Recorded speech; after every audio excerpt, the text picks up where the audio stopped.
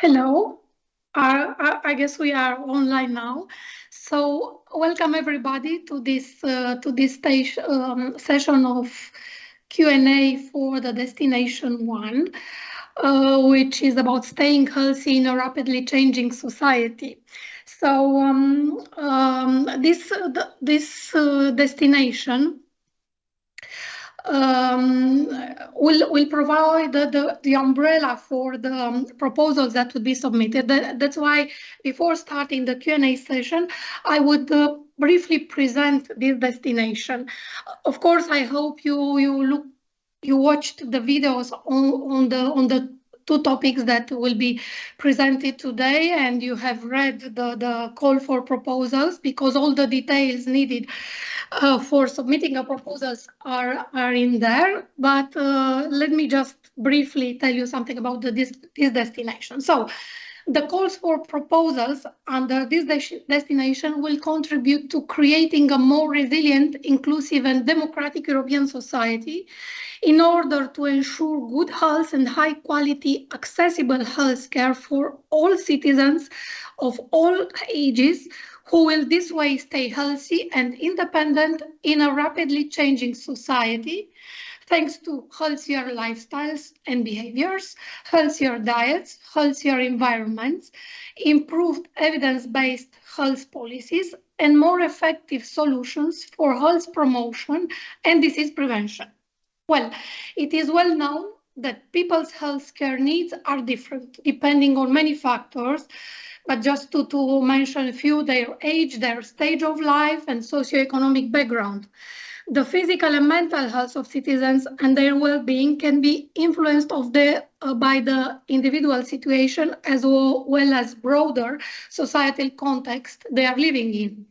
For this reason, in order to leave no one behind, to reduce health inequalities and to support healthy and active lives for all, it is crucial to provide suitable and tailor-made solutions, including for people with specific needs.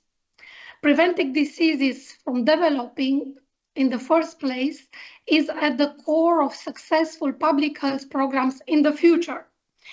So the two topics we are presenting today, namely going towards a holistic support to children and adolescents, health and care provisions in an increasingly digital society, and also personalized prevention of non-communicable diseases, so addressing areas of unmet needs using multiple data sources. These two topics are including under the umbrella of this Destination One, so they have to be linked to the expected outcomes for this destination that aims at providing new tools, digitally enabled solutions, and evidence-based health and care services to prevent and delay progression of age-related diseases. So research and innovation under this destination will have to provide tailor-made strategies and solutions to support children and adolescents adopting and maintaining person-centered healthy lifestyles. Specific measures will have to be developed to educate and empower citizens of all ages and throughout their life to play an active role in the self-management of their own health and self-care, to benefit of an active and healthy aging, which is the aim, the end aim of this destination. So proposals under this destination will specifically aim to develop integrated and holistic personalized disease prevention strategies, making use of multiple data sources, including real-world health data. So this initiative will build on the impressive advances made in the area of personalized medicines to treat diseases, but here the focus will be on personalized approaches to prevent rather than treat diseases. So now, I said we have now two topics. So the first one, towards a holistic support to children and adolescents' health and care provisions in an increasingly digital society, is the topic who has a dedicated budget of 30 millions. And we estimate that the project size would be between 8 and 10 millions. So that would adequately address the challenges under this topic. So fitting to the budget, that would be around 3 projects for this topic. For the other topic, we have a budget of 50 millions. So it was estimated the project size would be between 8 and 12 millions. So here we will have about 10, but I will then give the floor to my colleague to talk to you about this topic. There is one more thing I would like to say now before introducing my colleague, is that these 2 topics are research and innovation actions. So it means that what is to be addressed here is activities that aim primarily to establish new knowledge or to explore the feasibility of a new or improved technology product, process, service, or solution. So this may include basic and applied research, technology development and integration, testing, demonstration and validation of a small-scale prototype in a laboratory or simulated environment. So this is what a research and innovation action means. So now, before going to the questions, I would like to give the floor briefly to my colleague Indredi from DG RTD to present himself and say a few words about the topic he's here today for. So, Indredi, the floor is yours. Thanks. Thank you very much, Alina. So I'm Indredi Benediktsson. I work in the mainly on personalized medicine, and I was in charge of the group that was writing this topic on personalized prevention. And I think you might have seen the video where I go into a little bit more detail of this topic. But I want to underline that personalized prevention, of course, I mean, is maybe not a new concept, but as it's a relatively new approach, I would say. But so I would like to underline the definition we use for personalized prevention. What is it? And that is written on the top of page 28 of the work program. And it says simply, personalized prevention is the assessment of health risks for individuals based on their specific background traits to recommend tailored prevention. And I think it's also important to keep in mind that personalized prevention is something different than the general public health prevention strategies that are already in place today. So the personalized prevention strategies should complement general public health prevention programs without replacing them.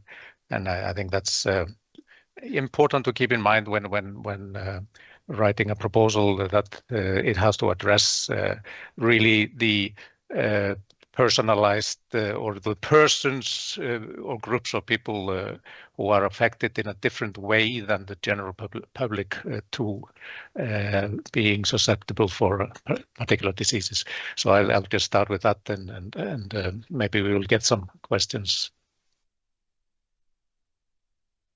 Okay, so thank you, Indredi. So now I will go to the Slido questions, and I encourage you to send more questions you want to be answered during this session.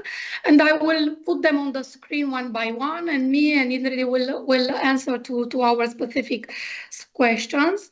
So let me see.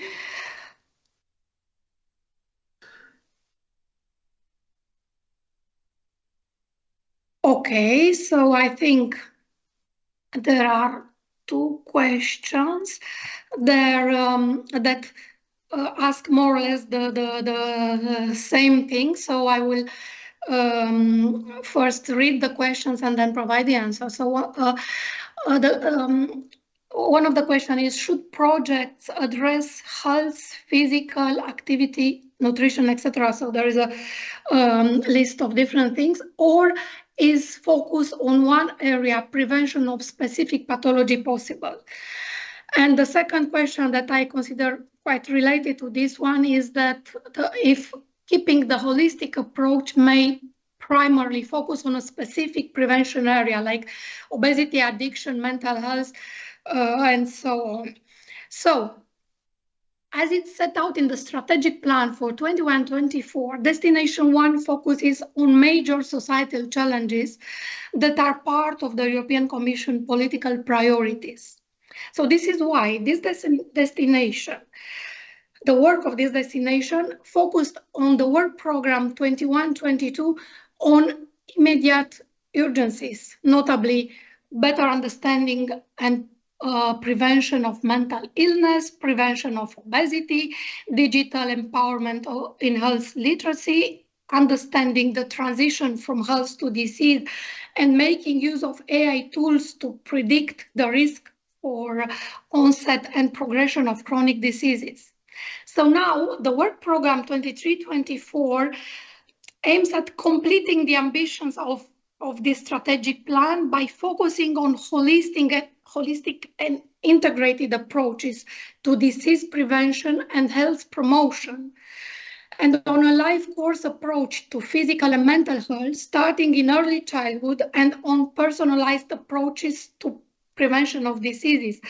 So this is the slight difference between the two work programs. So now we focus on holistic approaches. Then, of course, another thing is that the proposals should answer to all the expected outcomes in the specific topic. And there's a possibility, of course, of giving prominence of one aspect compared to the others, but still they will address a holistically the specific outcomes of this topic. Now, it is up to you as a proposers for this topic to understand and propose what is relevant for the topic.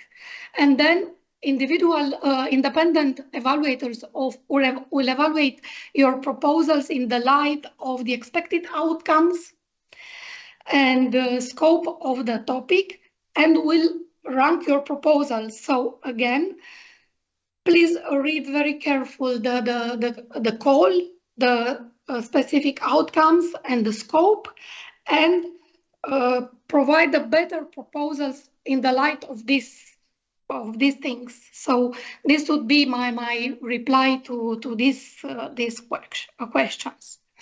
So let me just.